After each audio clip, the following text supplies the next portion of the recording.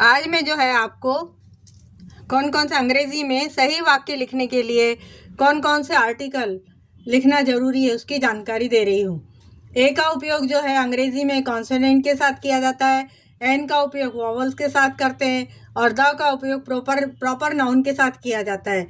जैसे he is a boy, she is a girl, an ice cream, an umbrella, an apple, an eyes, an ocean, the India, the national flag, the Himalaya के साथ साथ English में कुछ model axillary verb भी है जिनका वाक्य की रचना के अनुसार उसका उपयोग करते हैं। यदि हिंदी वाक्य में सकता आया है तो कैन का उपयोग करेंगे, हिंदी वाक्य में सका आया है तो कुड का उपयोग करेंगे। सका था, मैं कर सकता था, कुड हैव आएगा।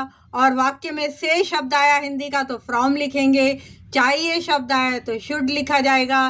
चाहिए था शब्द आया तो शुड हैव लिखेंगे।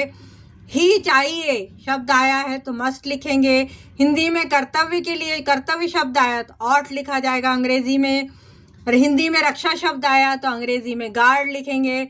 मैं बचपन में खेलने जाया करता था तो यूज टू आया, जाया करता के लिए क्या आएगा, यूज टू। मैं पढ़ाई करने जाने वाला था, पढ़ाई करने जाने वाला था, गोइंग टू जाने आएगा तो मैं उसकी मदद करने ही वाला था, उसकी मदद करने ही वाला, ही शब्द आया तो अबाउट टू। मैं पढ़ाई करने लगा, बिगेन टू, करने लगता हूँ, बिगिन टू। और मैं उसकी मदद करता रहा तो क्या आएगा, रिमेन टू।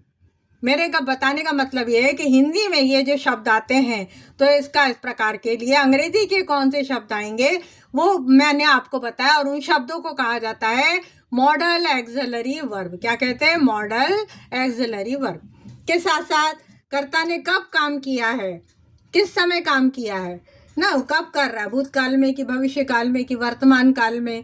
तो उसके लिए जो सहायक क्रियाएं होती हैं वो कौन कौन सी उसकी जानकारी दे रही है। वो सहायक क्रियाएं हैं is, am, are, was, were, has, have, do, does, did, had, shall, will, shall be, will be, shall have, will have.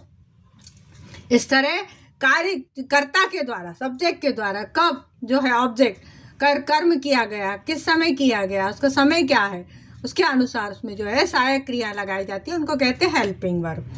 के साथ साथ शब्द में क्रिया की गई है तो वो क्रिया शब्द किस प्रकार की, खेलना है, पढ़ना है, लिखना है, उठना है, बैठना है, आना है, जाना है, लिखना है, से असंख्य जो है क्रिया शब्द है वाक्य की रचना के अनुसार उसका प्रयोग करते हैं। जैसे प्ले है, रीड है, लाफ है, राइट है, बाय है, वॉक है, टीच है, रन है, स्टैंड अप है, सिट डाउन है, टेल है, आस्क है, कुक है, सर्व है, लुक है, थ्रो है, डूइंग है, मीट है, पुट ऑन है, पुट ऑफ है, वॉच है, move on, move of, open, close, open the door. इस तरह बहुत सारे असंख्य क्रिया शब्द अंग्रेजी में है जिसे हमें वाक्य के अनुसार जो है उस क्रिया शब्द का प्रयोग करना पड़ता है।